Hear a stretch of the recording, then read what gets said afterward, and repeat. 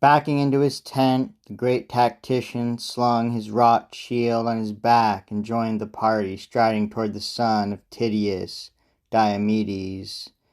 They found him with all his gear outside his shelter, cohorts sleeping round him, shields beneath their heads, spears stuck straight in the ground on butt-end spikes, and the bronze points flashing into the distance like forked lightning flung by Father Zeus. But the veteran fighter lay there fast asleep, the cured hide of a field ox spread beneath him, a lustrous blanket stretched beneath his head. The old charioteer moved in and woke him roughly, dug a heel in his ribs, chiding him to his face. "Up with you, Diomedes! What? Sleep all night? Haven't you heard? Trojans hold the high ground, over the beachhead there, camped against the ships, only a narrow strip to keep off sudden death."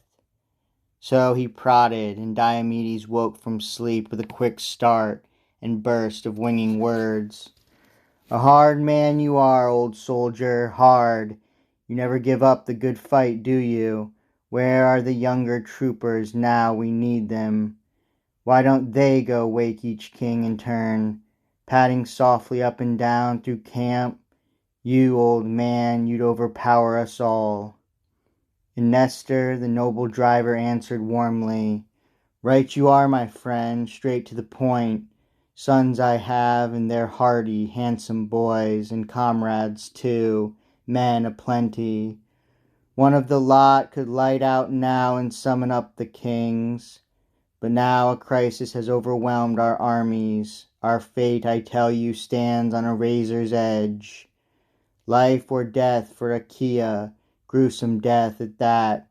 Up with you, wake, quick, little Ajax, Meges too. You're so much younger. Come, pity an old man." And round his back Diomedes slung the hide of a big tawny lion, swinging down to his heels.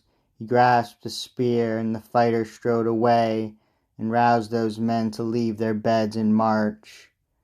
And now as they filed among the mustered guard, they found the chief sentries far from sleep, on the alert, all stations set with weapons. Like sheep-dogs keeping watch on flocks and folds, a nervous, bristling watch when the dogs get wind of a wild beast, rampaging down through mountain timber, crashing toward the pens, and the cries break as he charges, a din of men and dogs, and their sleep is broken, gone. And so the welcome sleep was routed from their eyes, guardsmen keeping the long hard watch that night, always turning toward the plain, tense to catch some sign of the Trojans launching an attack.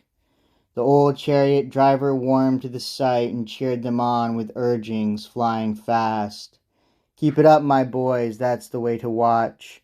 Not one of you submit to the grip of sleep. You give great joy to the men who take our lives."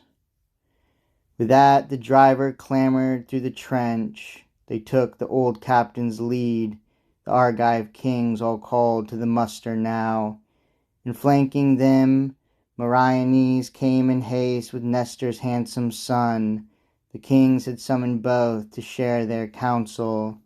Crossing out over the deep trench they grouped on open ground, where they chanced to find a sector free and clear of corpses. In fact, the very place where Hector, in all his power, had veered and turned away from cutting Argives down when night closed in. There they settled, conferring among themselves till the noble horseman opened with his plan. "My friends, isn't there one man among us here, so sure of himself, his soldier's nerve and pluck, he'd infiltrate these overreaching Trojans? Perhaps he'd seize a straggler among the foe, or catch some rumor floating along their lines. What plans are they mapping? What maneuvers next? Are they bent on holding tight by the ships exposed, or heading home to Troy, now they've trounced our armies? If a man could gather that, and make it back unharmed, why, what glory he'd gain across the whole wide earth in the eyes of every man, and what a gift he'd win. All the lords who command the ships of battle, each and every one will give him a black ewe suckling a young lamb. No prize of honor like it. They'll ask that man to every feast and revel,